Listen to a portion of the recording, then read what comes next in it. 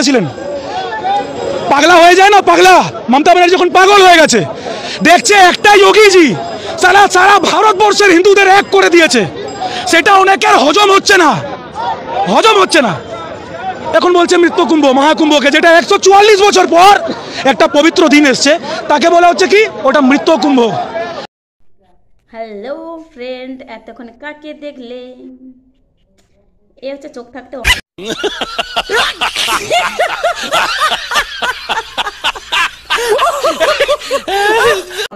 মানে রাম ভক্ত আর হনুমান। তো যাই হোক, আমি আজকে সকালবেলা ঘুম থেকে উঠলাম, উঠে জাস্ট ফেসবুকটা হাতে এরকমভাবে নিয়ে মন করেছি, আরে বাবা আমার তো দেখে একদম, আরে এত বড় একজন হনুমান রয়েছে, আমার তো জানা ছিল না এখানে।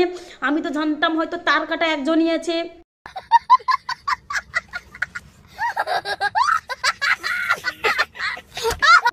কিন্তু না, এনার ভক্তরাও কিছু কিছু তার কাটা রয়েছে।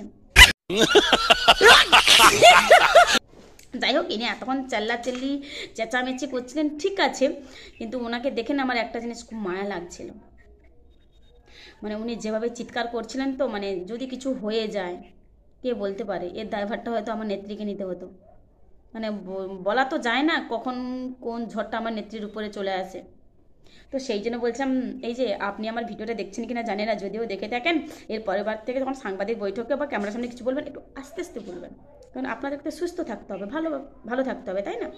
সুস্থ থাকতে হবে, তারপরে কি বলা যায়, শান্ত থাকতে হবে। বিশেষ করে শরীরটাকে সুস্থ রাখা আপনাদের পক্ষে খুবই গুরুত্বপূর্ণ। তার কারণ আপনারা সুস্থ না থাকলে আমাদের সাধারণ গরিব হিন্দুদের ব্রেন ওয়াশ করবে কি করে?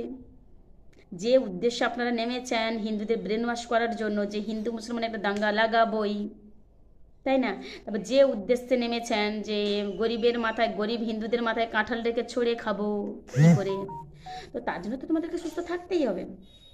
কিন্তু হ্যাঁ, আপনারা তো এটা জানা নেই, পশ্চিমবাংলায় এটা নিশ্চয়ই ভালোভাবে জানো, মুসলমানের থেকে হিন্দু বেশি, আর হিন্দুরাই মমতা ব্যানার্জিকে ভোট দেয়, আর যারা দেয় তারা শিক্ষিতই দেয়, আপনাদের মতো গবেট মূর্খ মাথা মোটারা দেয় না।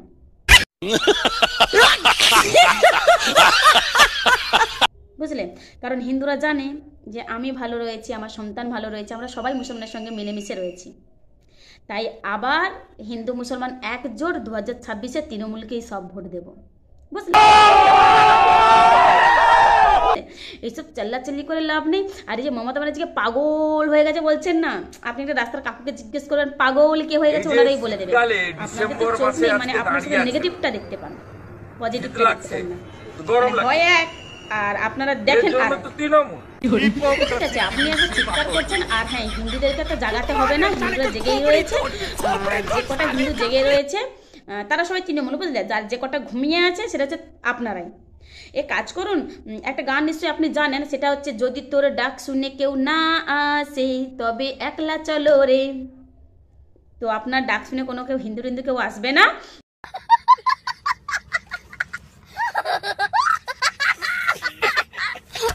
আপনার ডাক শুনে আপনি একাই এগিয়ে চলুন।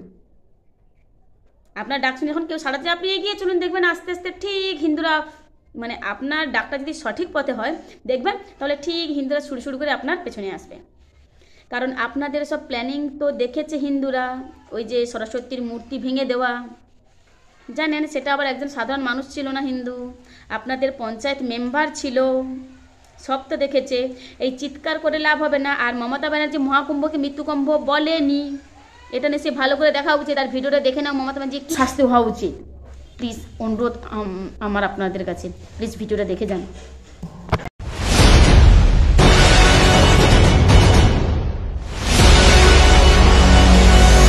মহাকুম্ভ আমি নাইবা বললাম, ওটা এখন মৃত্যু কুম্ভ হয়ে গেছে। আমি মহাকুম্ভকে সম্মান করি, আমি শ্রদ্ধা জানাই। কারণ মমতা ব্যানার্জি না, আমি বলবো সাধারণ মানুষকে জিজ্ঞেস করবে যে তারাও বলে দেবে মহাকুম্ভ এখন আর মহাকুম্ভ নেই, ওটা এখন মৃত্যু কুম্ভ হয়ে গেছে। আমি বলছি, আজকে যদি এত বুঝেন, হিন্দু করে চিৎকার করেন, হিন্দুরা ঘুমিয়ে থাকুন, হিন্দুরা জাগুন, ওই হিন্দুরা আপনাদেরকে প্রশ্ন করবে, এখনো সময় আছে, থেমে যান।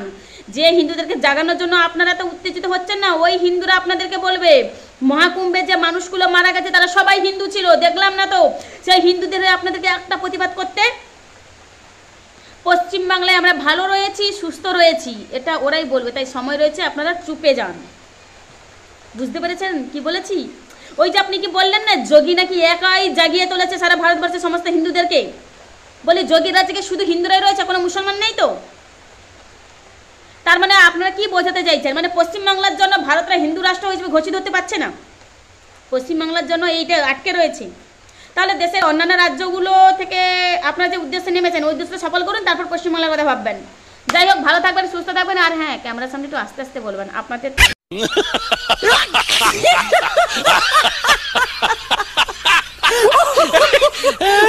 তো আপনারা সুস্থ থাকলে তো আমাদের নেত্রী চাঙ্গা হয়ে ওঠে, তাই না?